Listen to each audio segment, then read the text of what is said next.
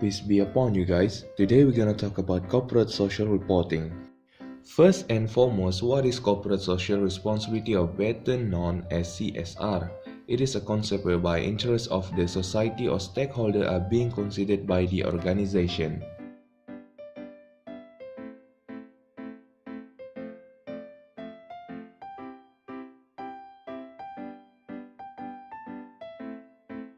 Inside the corporate social reporting, there are 5 main areas that are being voluntarily disclosed by an organization, which is employees' welfare, activities within the community, protection on the environment, improvement or contribution made to the society by their product and service, and other voluntary disclosures such as management profile and corporate mission.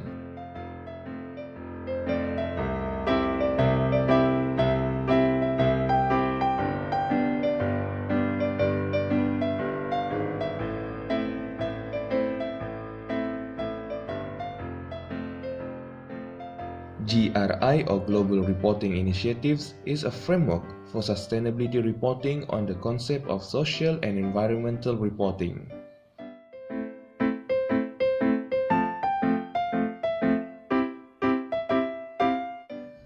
So now, what is sustainability report? It is a report that is published by a company on the economic, environmental, and social impacts that the company had contributes or planned to contribute to the society. Now, in order to prepare this report, there must be accounting and accountability, where it is a duty to provide account on those actions. Let's proceed with the stages of sustainability reporting. The first stage is the why stage. Why do we need to disclose the company's information on how they perform towards the social environment? There are 5 theories that explain the reason, which are legitimacy theory, stakeholder theory, accountability, institutional theory, and positive accounting theory.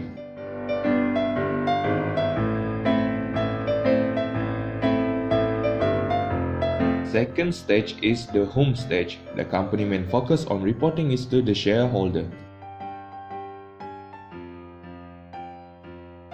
The third stage is the what stage. The company should determine if there is any demand for the information through dialogue with the stakeholder and negotiate on the needs and expectation of the reporting. In order to engage the stakeholder, the company needs to use various channels of communication such as face-to-face meeting, questionnaire, or opinion polls.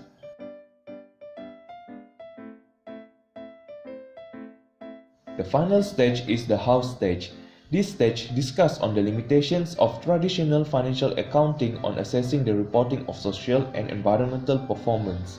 It consists of several steps, which is objective of general purpose of financial reporting, consideration of materiality, discounting liabilities to present value, the entity assumption, definition of the elements of financial reporting, focus on returns to shareholders, issues of reliable measurement and probability, and focus on short-term results.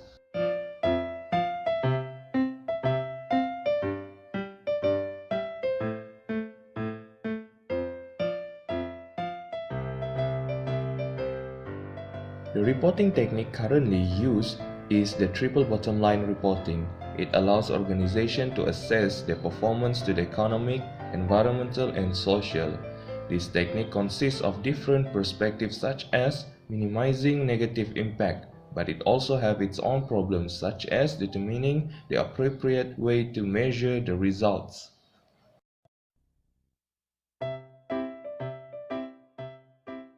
Now we would enter into further details of the theory involved. The first theory is the legitimacy theory. This theory explains that an organization will comply to the regulations in order to meet the expectation of society. This theory focuses more on the social contract between the organization and the society.